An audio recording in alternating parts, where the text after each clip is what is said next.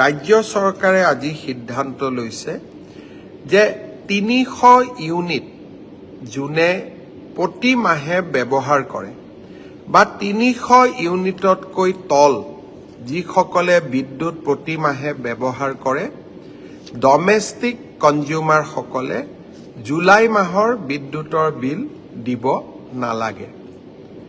আকৌ এবাৰ মই ৰিপিট কৰিছোঁ যে যিসকল ডমেষ্টিক আৰু জীৱনধাৰা উপভোক্তাই 300 ইউনিট পৰ্যন্ত ইলেক্ট্ৰিচিটি ব্যৱহাৰ কৰে বা জুলাই মাহত ব্যৱহাৰ কৰিছে তেওঁলোকে আগষ্ট মাহত যিটো বিদ্যুতৰ বিল দিব লাগে জুলাই মাহৰ বিল আমি আগষ্টত দিওঁ ৰাজ্য চৰকাৰে সিদ্ধান্ত লৈছে যে এই বিল আমি মুখ্যমন্ত্ৰীৰ সাহায্য পুঁজিৰ পৰা আমি ইলেক্ট্ৰিচিটি বোৰ্ডক আমি পেমেণ্ট কৰিম আৰু তাৰ পৰিপ্ৰেক্ষিতত শিৱসাগৰ আৰু চৰাইদেউ জিলাৰ ৰাইজে এই মাহত ইলেক্ট্ৰিচিটিৰ বিল দিয়াৰ কোনো প্ৰয়োজন নাই।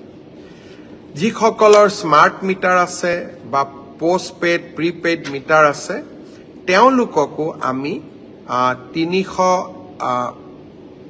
ইউনিট পৰ্যন্ত যিসকলে ব্যৱহাৰ কৰিছে তেওঁলোকক আমি ৰিলোড কৰি দিম যাতে তেওঁলোকেও এই ৰেহাইৰ সুবিধা লাভ কৰে।